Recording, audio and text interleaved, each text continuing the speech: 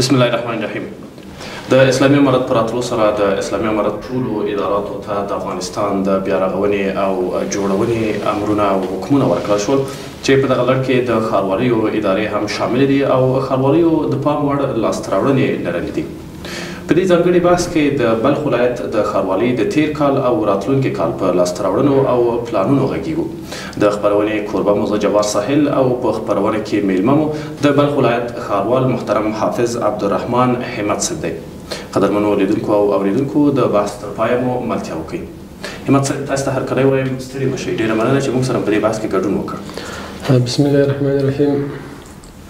د ټولو نه مخکې د حریت رادیو تلویزیون څخه د کارکوونکو څخه ډېره زیاته مننه کوو چې خپل وخت یې ضایع کوي او دلته راغله. کور مو ودان، ژوندي اوسئ. همت صاحب، تیر کال ستاسې د ښاروالۍ لپاره یا ستاسې د ادارې لپاره څه ډول یو کال و تاسو ته معلومیږي چې ښاروالي چې ده نه تنها د بلخ په ولایت کې بلکې په ټول افغانستان کې یو مردمي اداره ده. نو د ټولو نه مهمه خبره دا ده د مزار شریف او خاصتا د مزار شریف و ښاروال ته چې هغه په الحال زه یم ښاروال نه یم، خادم یم. نو موږ باید کوشش وکړو چې د ولس سره په هماهنګي باندې او د ولس سره په یووالي باندې د ښاروالۍ کارونه په مخ بوځو. په تیر 1403 کال کې مو څومره پروژې پلي کړي دي؟ څومره لویې پروژې وې، څومره وړې پروژې وې، او دغه پروژې تر ډیره په کومو برخو کې پلي شوي دي؟ موږ کوشش کوو چې لله الحمد د اسلامي امارت په راتګ سره نه تنها د مزار شریف په ښار کې بلکې په ټول افغانستان کې موږ او تاسو د دې شاهدان یو چې د باسازي او د نوسازي او د بیا رغونې کارونه لله الحمد ښه روان دي. بیا خاصتا د مزار شریف په ښار کې د فتح نه وروسته چې کوم کارونه سوي دي هغه ډېر بېنظیره او بې مثاله دي. نو په 1403 کال کې چې د مزار شریف ښاروالۍ کومې پروژې تطبیق کړي دي، عملي کړي دي، هغه ډېرې ګسترده دي، ډېرې غټې پروژې دي، ډېرې حیاتي پروژې دي چې هغه تقریبا 46 پروژې دوی عملي کړي دي چې په هغو کې قریزي ده، کانکریټ ریزي ده، جغل اندازي ده، د چوکو جوړول دي، د عمومي شاراو جوړول دي، نور د تضمیني د روښنایي پایې جوړول دي او په هغو کې تقریبا پیادهروونه جوړول دي، ګلدانونه جوړول دي. د سرسبزي په برخه کې ښاروالي یو عمل مفعله اداره ده. موږ تاسو ته معلومیږي ډېر زیات کار شوی دی. تقریبا دغه 46 پروژې اکثریت یې خلاص شوي دي، که نه یې خلاص شوي فیصدي لږ کم کار یې پاتې دی، شاید پرې 2-3 میاشتې خلاص شي. دغه تر 40 زیاتې پروژې چې تاسې پلي کړي دي، په دې کې څو لویې پروژې دي، څو کوچنۍ پروژې دي؟ لویې پروژې مثلا تر کوم ارزښته پورې دي؟ د څومره پیسو په بدل کې تاسې جوړې کړي؟ تقریبا پروژ کال په 1403 کال کې د مزار شریف ښاروالۍ عواید چې راټول شوي دي په مجموع کې ټول عواید هغه 250 میلیونه عواید راټول شوي دي. زیات و کم خامخا به 2 میلیونه یا زیات یا کم خو تخمیني خبره ده. نو دغه په دغه پروژه باندې تقریبا صرف او صرف 500 تر 500 میلیونه افغانۍ صرف د سړکانو پر جوړولو باندې یا پر خریزي باندې او یا پر کانکریټیزي باندې او یا مثلا داسې نور ګلدانو باندې یا پر پیادهرو باندې په داسې شیانو باندې مصرف شوي دي. ښاروال صاحب، د بلخ ولایت یو سرحدي ولایت هم دی او د مزار شریف ښار د افغانستان یو له لویو ښارو شمیرل کیږي او دلته طبیعي ده چې ګڼه ګوڼه د خلکو هم زیاته ده، موټر هم ډېر زیات دي او ښاري ګڼه ګوڼه یې ښار یې ډېر لوی دی، بازار یې ډېر تود دی. راځئ د ښاري زرغونتیا په برخه کې راته ووایاست، په دغه برخه کې څومره فعالیت کړی؟ د مزار شریف قدرمنو ښاریانو ته دا ښکاره خبره ده چې تقریبا زما 2.5 میاشتې به شاوخوا کېږي چې ما تقرر حاصل کړی دی. نو په دغه 2.5 میاشت کې چې زه راغلی یم لله الحمد زما نه مخکې هم ډېر زیات کارونه سوي دي، ډېر بې مثاله کارونه سوي، ډېر بې نظیره کارونه سوي دي، ډېر عمده کارونه سوي دي. هغه پاته کارونه خو موږ الحمدلله دا د اوس د عملي کېدو په درشل کې یو، هغه عملي سوي دي یا عملي کېږي، لږ پاته دي. په 1404 کال کې موږ تقریبا کوشش دا کوو چې د مزار شریف و ښار ته یو ښکلا ورکړو. هغه ښکلا باید په څو برخو کې هغه ښکلا باید د سړکانو په نوسازي کې په جوړولو کې، هغه ښکلا باید په پیادهرو په جوړولو کې، هغه ښکلا باید د ګلدانو په جوړولو کې، هغه ښکلا باید د سرسبزي په جوړولو کې، هغه ښکلا باید د ونو په کښېنولو کې، هغه ښکلا باید د ګلانو په کښېنولو کې. که لله الحمد په ظرف د 2 میاشتو کې د مزار شریف په قدرمنو ښاریانو ته دا معلومه خبره ده چې موږ ډېر زیات کار کړی دی او ډېر زیات فوکس مو پر دې باندې دی چې ښار ته رونق ورکړو، یو ښکلا ورکړو د باسازي او د نفتازي په باره کې. د ښاري ښکلا په برخه کې داسې واضح مثال که راته ووایاست کوم کار هم تر ټولو زیات کړی؟ د ښاري ښکلا په باره کې تقریبا موږ د مزار شریف په ښار کې تقریبا د ښار په اکثریت ځایو کې اوس فلحال کار شروع دی. تاسو راتلی سئ، هغه د نږدې څخه لیدلی سئ او ستاسو کومه نمایندګي چې ده هغه همیشه د مزار شریف کومه ښکلا چې ورځ په ورځ منځته راځي، باسازي راځي، نوسازي راځي، هغو ته دوی کوشش ورکوي. موږ د ټولو مطبوعات څخه که هغه جهاني مطبوعات دي که هغه افغاني مطبوعات دي، د ټولو څخه زموږ د ارزو د توقع مو د امید دی چې راسي کومې پروژې چې د مزار شریف په ښار کې شروع دي او هغو ته خبرې کوشش ورکړي او هغه تر دنیاوالو تر غوږو پورې ورسوي او هغه د افغانانو تر لیدلوري تر لیدو پورې ورسوي. نو تاسو د سوال په جواب کې موږ لله الحمد د یو عمومي اشر په ترڅ کې تقریبا د مزار شریف په اکثریت ښار کې کار شروع دی چې هغه یو مثال زه دا درکوم چې 6 کیلومتره سړک دی چې هغه د پارک فردوسي څخه شروع کېږي 2 طرفه بیا تر چوک برکت پورې، دا 2 طرفه الحمدلله په سلو کې 80% اوس سرسبزه شوي دي، متباقي 60% باندې هم کار روان دی چې دا ټول د ولس په همکارۍ باندې ګلدان هم ولس جوړوي، خاوره هم ولس راوړي، تخم هم ولس پاشي او پاتې وروسته بیا کوم اثر چې ورکوي اثر هم ولس پر دې باندې پاشي. او په اول ابتدا کې بیا ولس اوبه ورکوي، وروسته شین سي، د هغه وروسته حفظ و مراقبت او اوبه کټ کول یې ماشینانې دا بیا ښاروالي په غاړه اخلي. ښاروالي اوس هم همکاري ورسره کوي. تاسو ته معلومیږي بغیر د ولس د همکارۍ څخه ښاروالي چې ده هغه ناتوانه ده، هغه ضعیفه ده، په دې خاطر چې زموږ عواید چې دي داخلي عواید کم دي. او بل خبره دا ده چې زموږ څه چې عواید دي موږ تاسو ټول ته معلوم د افغانانو ته چې دا داخلي عواید دي، که هغه انکشافي بودیجه ده که هغه عادي بودیجه ده، دا ټول پیسې چې دي خپله د افغانانو د ټکسو د مالیې او د کتابچې صفایي او د ګمرکاتو پیسې دي.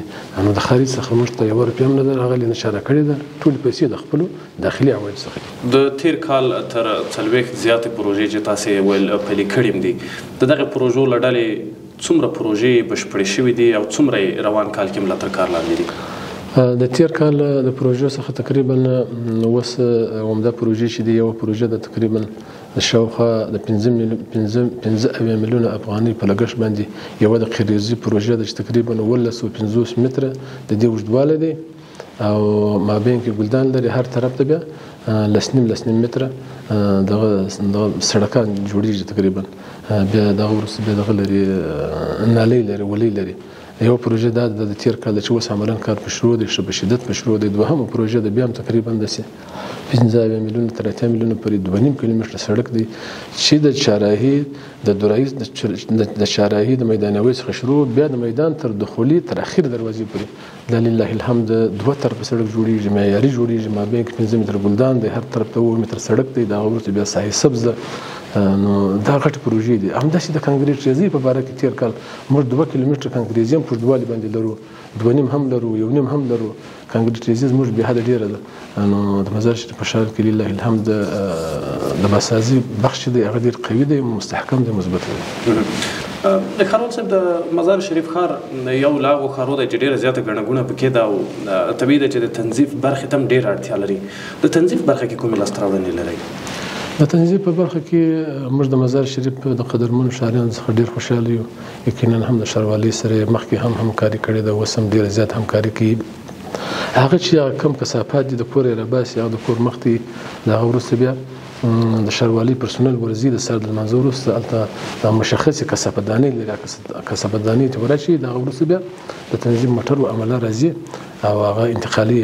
موږ لله الحمد د دغه په باره کې تنظیم په باره کې هیڅ مشکل هم نه لرو، په دې خاطر چې یوه نه بله شپه په ټول مزار کې که هغه مرکزي نقطې دي، که هغه فرعي نقطې دي، که هغه لرې نقطې دي، که هغه نږدې نقطې دي، هغه ټولې ولې یوه نه بله شپه لله الحمد صفا کېږي. د هغه وروسته بیا سهار تنظیم په عمله راځي او پورته کوي. ښاروال صاحب د ښاري پراختیا برخه کې هم څه کړي دي؟ هر ښار طبیعي ده چې ورځ تر بلې نفوس زیاتیږي او ښار پراختیا ته اړتیا لري. تاسو په دې برخه کې کوم پلانونه لرئ؟ څه مو کړي دي؟ په تیر کال کې په دغه برخه کې کومې پروژې پلي کړي دي یا په راتلونکي کې په روان کال کې کومې پروژې لرئ؟ د دې ترڅنګ تاسو له ګاونډیو ولایتو سره همغږي څنګه لرئ؟ ځکه دغه د مزار شریف ښار له ډېرو ښارو سره ډېر نږدې دی، مثلا د سمنګان له ښار سره یا له ګاونډیو هیوادو سره، له دوی سره تاسو همغږي لرئ؟ بلې هو، لکه څنګه چې تاسو پوښتنه وکړه، یقینا هم دا ډېر معقوله او پر ځای پوښتنه تاسو وکړه. د مزار شریف د ښار د انکشاف په باره کې یا د ښار د غټولو په باره کې یا د ښار د پرمختللو په باره کې موږ یقینا هم د ښارسازي د وزارت سره، خاصتا د بلخ په ولایت کې چې د ښارسازي کوم ریاست دی د هغه سره زموږ مجلسونه شروع دي، نو په هغه باندې فوکس مو ډېر زیات دی. کوشش کوو چې د ښارسازي د وزارت یا د ریاست بلخ د ښارسازي سره په هماهنګي باندې په یووالي باندې د مزار شریف په ښار کې نوې او پرمختللي پروژې عملي کړو. تاسو د ګاونډیو هیوادو سره مثلا تاسو له ځینو هیوادو سره ډېر نږدې سرحد لرئ، دغو ښارونه به هم تاسو لیدلي وي یا به یې حال ورسره لرئ، دغو له تجربو نه تاسو کار اخلئ یا ستاسو له تجربو نه هغوی کار اخلي؟ تګ راتګ، اړیکه او د دې ترڅنګ یو په بل باندې پاملرنه لرئ؟ موږ تقریبا د روژې 25 یا 24 به د جناب حاجي والي صاحب د بلخ د ولایت د والي صاحب په مشرۍ باندې د ترمذ ښار ته ولاړو. هلته بیا د ترمذ کوم ښاروال چې و د هغه سره مجلس وسو، د نورو مسؤلینو سره مجلس وسو. نو موږ بس انشاءالله دا کوشش کوو چې په لنډو ورځو کې یو دغه سیستم جوړ کړو چې زموږ او د دې په منځ کې باید دا رابطه 12 ساعته د هغو چې کوم تجارب دي، د هغو چې کومې پروژې دي، د هغو چې کومه دغه د پرمختللي وسایل دي، د هغو څخه باید موږ دید و بازدید وکړو او هغه دلته په مزار شریف کې عملي کړو. مثلا د هغو سرسبزي د موږ ورلو، د هغو ګلکاري ده، هغه ډېره عالي ده، ډېره ښه وه، ډېره ښایسته وه، ډېره پرمختللې وه. ښه سیستم د ګلدارۍ په باره کې، د سرسبزۍ په باره کې، همداسې په نورو بخشو کې د ښار ډېر منظم و، پاک و سوتره و د ترمذ. نو موږ کوشش کوو چې د هغه ښاروالۍ سره اوس د مرکز په هدایت باندې او د جناب حاجي والي صاحب د بلخ د والي صاحب محترم په هدایت باندې دغه همغږي او هماهنګي نور پیاوړې کړو چې هغه ښاروال صاحب سره د پرسونل او مزار شریف ته راسي، زموږ ښار مزار شریف ښار وګوري او موږ هلته ورسو، د هغو د تجربو څخه استفاده وکړو. دا د دواړو طرفو دپاره ګټوره تمامېږي. خبر صاحب، مزار شریف د ښار د اوبو مدیریت څنګه دی؟ تاسو په دې برخه کې له خپل ادرسه کومې لاسته راوړنې لرئ؟ د اوبو مدیریت خو موږ تاسو ټول ته معلومیږي چې د اوبو مدیریت چې د هغه د ابیارۍ یا د ابرسانۍ مربوط دی. زموږ د اوبو مدیریت چې کېږي هغه صرف او صرف د باران په وخت کې کمې اوبه چې دي، مثلا یا د کورو څخه کمې اوبه چې دي چې وځي تشنابه اوبه، د دې لپاره یو کانالیزاسیون موږ په پلان کې لرو چې لله الحمد سږ کال په دې اواخرو کې به کار په شروع سي. په پلان کې مو نیولی دی، په بودیجې کې مو ځای ورکړی دی چې د اخري نقطې د مزار شریف څخه 2-3 کانال موږ د خیره سره راتیر کو او د مزار شریف په مرکزي نقطو ته او دغه د باران اوبه چې کېږي مثلا یا طوفانونه راځي، په دې کې یقینا هم په مزار شریف کې ډېر مشکل دی. کله چې باران وشي ټول سړکان اوبه واخلي، حتی داسې اوبه راشي چې مارکیټو ته ننوځي او کورو ته ننوځي. چونکې موږ هم تاسو ته معلومیږي چې په دغه بخش کې په دا 20 کاله کې کار نه دی شوی. یو معیاري کانالیزاسیون خو موږ تاسو ته معلومیږي چې هغه ډېر مصرف لري، موږ هم دغونه بودیجه نه لرو، خو موږ کوشش کوو چې هغه ابتدا یې وکړو، استه استه په مخه باندې ولاړ سو. مثلا 100 متره ولاړ سو، همدا 100 متر کفایت کوي، استه استه بیا کال په کال بودیجه ورته زیاته کړو. خو په دا بخش کې انشاءالله د مزار شریف په قدرمنو ښاریانو ته موږ اطمینان ورکوو چې تر راتلونکي ژمي پورې به موږ د باران کمې اوبه چې دي او چې هغه د مزار شریف ښاریان ډېر د مشکلات سره مخامخ کوي، د مدیریت لاندې څه نه څه راوړو. د مزار شریف ښار چې له ګڼې ګوڼې هم ډک دی، کورونه هم لري، مارکیټونه، بازارونه، د خلکو ګڼه ګوڼه، د ګاونډیو ولایتو خلک هم ډېر مزار شریف ته راځي. دغه ښار په نقشه او په ډیزاین او په ماسټر پلان باندې برابر جوړ دی؟ که چېرته جوړ نه دی، تاسو ورته پلان لرئ یا په تیر کلو کې یا د راتلونکي کلو لپاره پلان ورته لرئ چې دا له ماسټر پلان سره برابر کړئ؟ موږ تاسو ته معلومیږي چې په تیر 50 کلن انقلاب کې نه تنها د مزار شریف په ښار کې بلکې په ټول افغانستان کې کوم ماسټر پلانونه چې کم انکشافي پلانونه چې هغه تقریبا نه دي عملي شوي. صرف د داود خان د وخت ماستر پلان پاتې دی، هغه عملي شوی دی. نور بیا په دغه شل کال کې د ماستر پلان لپاره کار نه دی شوی. هلته په دغه شل کال کې زورواکي تېره شوې ده. نو هلته تقریبا تر ډېر اندازې پورې د مظلومانو حق ظالمانو خوړلی دی په دغه شل کال کې. نو موږ کوشش کوو چې مخکې دا خبره ما وکړه چې هغه د انسجام ښاروالۍ افغانستان سره په همغږي باندې او د ښاروالي د ښارسازۍ د وزارت او د ریاست ښارسازۍ د ولایت بلخ سره په همغږي باندې دې ته د حل لار پیدا کړو. خو په الحال دا مشکل شته، تر اوسه پورې حل شوی نه دی. یقینا دا ډېره غټه پروسه ده، دې ته وخت او وخت اړتیا شته. ښه، را به شو د بازار موضوع ته. تاسې د مزار شریف په ښار کې بیې کنټرولوئ؟ بالکل هو. د مزار شریف ښار موږ او تاسو ته معلومیږي چې د کابل نه وروسته د مزار شریف ښار یو ګڼ میشت ښار دی. هغه یو سرحدي ښار دی، یو تجارتي ښار دی، ستراتیژیک ښار دی. په دې خاطر ستراتیژیک دی چې هغه په څو وجې باندې ستراتیژیک دی. یو د حیرتان بندر، هلته کوم بندر چې دی په دې باندې ستراتیژیک دی. دې خوا د بیکلي بندر دی، اخوا د شبرغان بندر دی، اکني بندر دی، بیا د ریلوي پټلۍ راغلې ده ورته. نو بیا د حیرتان په بندر باندې تقریبا کوم د تجارانو اموال چې راځي هغه د درو لارو څخه راځي. هم د ریل ګاډۍ د لارې راځي، هم د موټرانو د لارې راځي، هم د بحر د لارې راځي، کښتۍ د لارې راځي. نو په هر لحاظ باندې د مزار شریف ښار یو ستراتیژیک ښار دی، مهم ښار دی. موږ کوشش کوو چې انشاءالله د دې لپاره دغه بیې چې دي، بیې یقینا هم ستا د سوال په جواب کې د مزار شریف په ښار کې چې کومې بیې دي هغه میاشت په میاشت کې یو کمیسیون دی چې دغه خپل د جناب اجوالي صاحب تر سرپرستۍ لاندې یو کمیسیون دایر شوی دی. نو پاکستان تجارت د ښاروالي د یو نماینده د مقام ولایت بلخ دی. دغسې د نورو ادارو هم څه ملګري شته پکښې چې ضرورتونه وایي یا مرکز انتخاب کړي دي، ایتان هغه شته پکې. نو میاشت په میاشت موږ د مزار شریف کومه نرخنامه چې ده که هغه د هر اصناف وي، د هر کټګوري د هغه ټولو دپاره موږ نرخنامه نوي کوو. ښاروال صاحب، د تېر وخت نه تاسو ته نیمګړې پروژې در پاتې وي؟ بله، هو بالکل. دا تاسو ډېر ښه سوال وکړئ، ډېره ښه پوښتنه مو وکړه. اوس په الحال د مزار شریف کوم 2 کیلومتره سړک چې دی تقریبا د هغو اوږدوالی چې دی 18 کیلومتره یا 19 کیلومتره اوږدوالی دی چې هغه مخکې شروع شوی و، خو هغه نیمګړی دی، کار نه دی پر شوی. نو اوس موږ کوشش کوو چې د خیره سره په نوي کال کې نوي کال کې په بودیجې کې داخل کړو. آیاتي پروژه د مزار لپاره دا نیمګړې پروژه ده.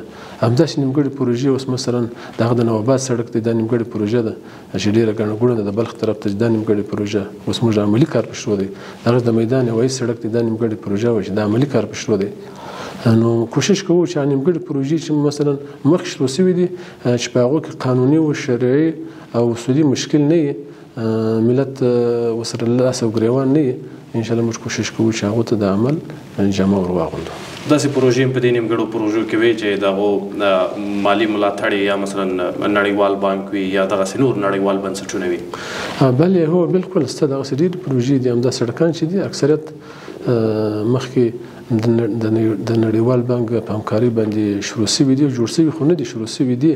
څه ناڅه ولې جوړې شوي دي، یو لږ ګلدانونه به جوړ شوي، جغلاندازي پر لیدلې ده، خو نور داسې بنیادي کار نه دی پر شوی. اوس موږ کوشش کوو چې هغه د ښاروالۍ و سیستم ته داخل کړو او دغه پروژې چې دي مخکې د پوهدامۍ د وزارت څخه وي او د هغو څخه یې راواړو.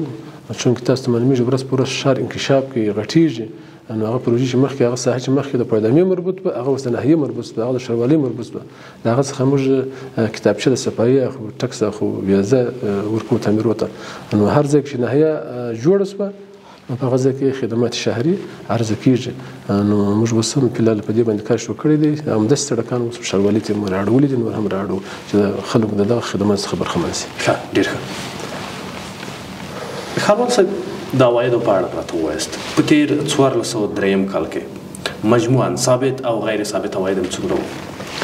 زموږ په 1403 کال کې عواید تقریبا ثابت او غیر ثابت په مجموع کې ټوټل عواید 250 میلیونه زیات و کم، یا به 3 میلیونه زیات یا به کم. همدا همدا ثابت او غیر ثابت عواید به خو سږ کال موږ د مزار شریف او قدرمنو ښاریانو ته او خاص جناب اجوالي صاحب ته او بیا خاصتا د ادارې امور چې کومه رهبري ده بیا خاصتا د امارت چې کومه رهبري د مشرتابه موږ د اطمینان ورکوو چې انشاءالله د ولس په همکارۍ او مدد باندې به انشاءالله العزیز موږ سږ کال خپل عواید انشاءالله العزیز کوشش کوو چې د تیر کال په پرتله باندې زیات کړو. د 1403 کال عواید هم تر اوسه میلیون افغانۍ زیات وو. د 1402 کال عواید به هم تاسو ته معلوم وي. د 1402 کال پرتله یا د 1400 لومړي کال پرتله د 1403 کال عواید هم لوړ شوي وو که ټیټ شوي وو؟ د امارت اسلامي په راتګ سره لله الحمد کال په کال تقریبا 200 200 میلیونه د یو کال د بل کال په منځ کې توپیر تفاوت راځي عواید ډیریږي. نو موږ هم کوشش کوو چې پروش کال مثلا 900 سږ کال کوشش کوو چې دا 900 ته ورسوو 900 ته ورسوو. ولې په دې خاطر چې موږ ته ملت مهم دی. موږ په ملت ډیر بې ځایه فشار نه راوړو. څه چې حق د ښاروالۍ دی د ټکسو د مالیې او د صفایي د کتابچې هماغه موږ ځینې غواړو.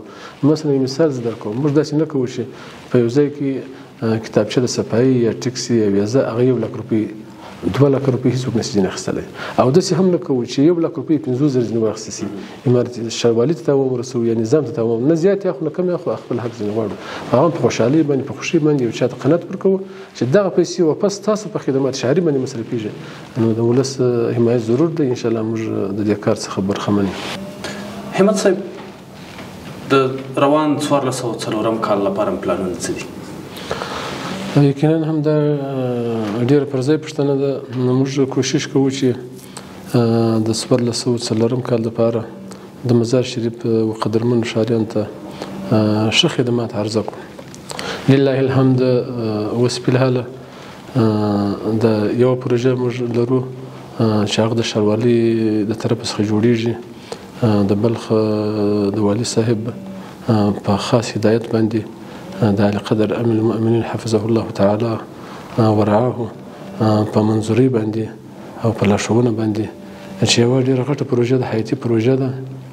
هغه د حیرتان د صفري نقطې څخه بیا تر یوګو پورې 14 کیلومتره پروژه ده چې د رهبري او مسؤلیت دا د ښاروالۍ په غاړه دی.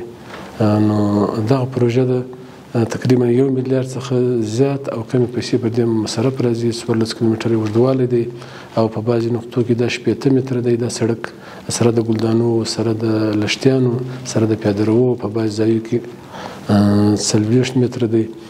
نو دا یو حیاتي پروژه ده چې انشاءالله العزیز د بلخ ولایت په قدرمنو ښاریانو ته موږ د زیری ورکوو چې دا په ډېر لنډ وخت کې موږ او تاسو د دغه حیاتي او ملي پروژې د افتتاح شاهدان واوسو. د دې پروژې لپاره چې تاسو ول شاوخوا 1 میلیارډ افغانۍ لګښت په ورباندې راشي د دې لګښت تاسو له کوم ځای تامینوئ؟ د دې لګښت د مشرتابه د محترم مقام د طرفه څخه وزارت مالیې ته هدایت شوی دی. نو دغه د طرفه څخه لګښت ملیږي. علاوه د دې نه نورې څونه وړې او کوچنۍ او لویې پروژې لرئ؟ دوهمه پروژه چې ده موږ یو ډېر حیاتي پروژه ده چې د مزار شریف د ښاروالۍ په تاریخ کې داسې حیاتي پروژه او داسې مهم سړک چې د ښاروالۍ د طرفه څخه اوس فلحاله سروې او ډیزاین کار یې شروع دی. عملا کار یې د سروې او ډیزاین شروع دی. دا 6 کیلومتره زیات او کم د دې پروژې اوږدوالی دی او تقریبا 14 متره یا 14 متره د دې صرف د قریزي عرض دی. 6 کیلومتره اوږدوالی سو بیا په 2 سړک راځي په منځ کې ګلدان دی 2 متره هر طرف ته بیا 18 متره دی چې 18 متره تقسیم کې پر 3.5 15 خط سیر موټر و هر طرف ته تیریدای شي. یو طرف ته 15 موټر تللی شي بل طرف ته 15 موټر تللی شي. یو طرف ته 18 متره دی بل طرف هم 18 متره دی. مابین ګلدان دی. بیا د سړک چې تقریبا خلاصیږي بیا لښتې راځي. د لښتیا خو د بیا 15 متره ساحې سبز د 6 کیلومتره بیا ساحې سبز دی. بیا اخوا د 6 کیلومتره پیاده رو دی.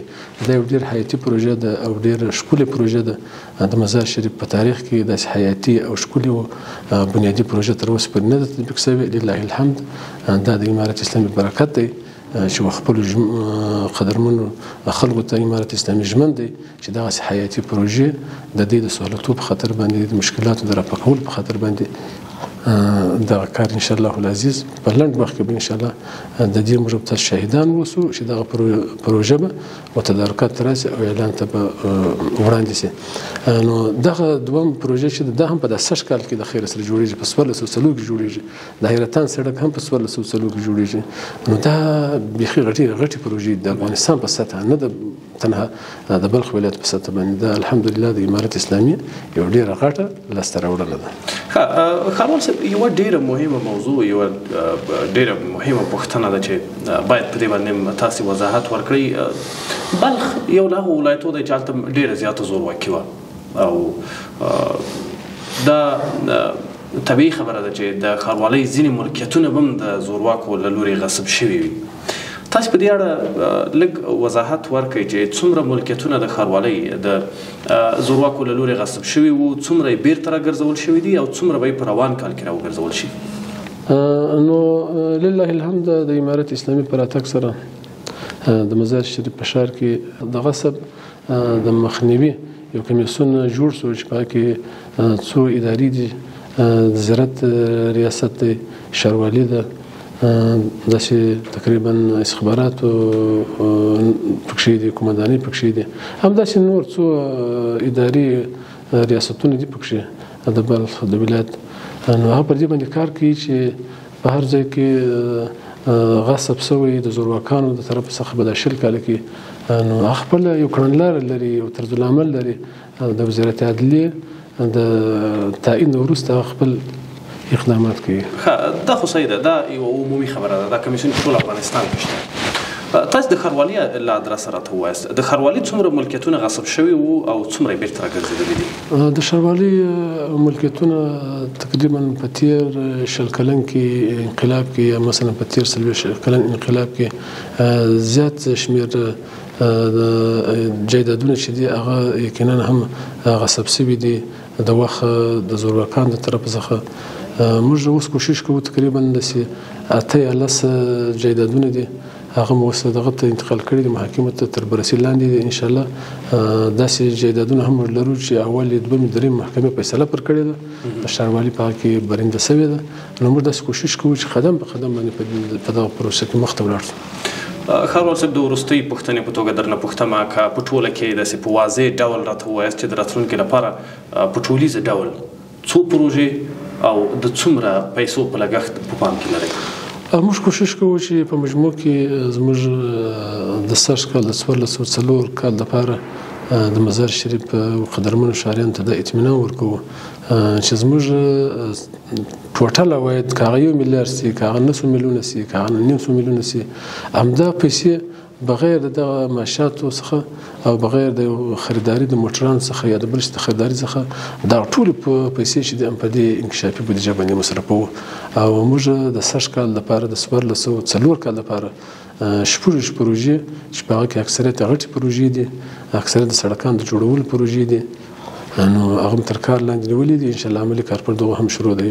خو بیا هم د مزار شریف قدرمنو ښاریانو څخه زه ډیره شکریه ادا کوم، ډیره مننه یې کوم، منندوی یو چې زموږ سره په هر وخت کې که شپه که ورځې د مزار شریف په باسازۍ کې، په نوسازۍ کې، د مزار شریف په بیا رغونه کې زموږ سره نه ستړي کېدونکي هلې ځلې کړي دي او زموږ سره ډیر کار دی مجاني کې. مثلا د پیاده رو په جوړولو کې زموږ سره کومک کوي، د ګلدانو په جوړولو کې کومک را سره کوي، د چوکو په جوړولو کې زموږ سره کومک کوي. اوس بلاره د مزار په ښار کې تقریبا عملا موږ او تاسو د دې شاهدان یو. د مزار شریف قدرمن ښاریان د زما غږ اوري چې موږ تقریبا په 4-5 چوکو باندې کار شروع کړی دی، خو دا د ښاروالۍ د طرفه نه دی، دا زموږ د با احساسه او ملي تجاران د طرفه څخه دغه باسازي او نوسازي کیږي. همداسې پیادهروونه دي جوړوي، ګلدانونه جوړوي، فوارې جوړوي، حتی سرسبزي په بخش کې کار کوي، ګلان یې دي، چمنونه جوړوي. نو ډیره زیاته منندوی موږ د مزار شریف د قدرمن ښاریانو څخه یو. ډیره زیاته مننه قدرمن ښاروال صاحب چې تاسو په دغه بحث کې موږ سره ګډون وکړ او خپل فعالیتونه ورسره شریک کړل. کور ودان په اخر کې تاسو ته هم ډیر زیات زحمت مو واستي، تکلیف مو واستي، تاسو نه موږ هم ډیر زیات منندوی یو. کور ودان خیر وي. ډیره زیاته مننه. قدرمن اوریدونکو او اوریدونکو د نن ورځې ځانګړی بحث مو همدلته پای ته ورسېد. تر بیا ښې چارې.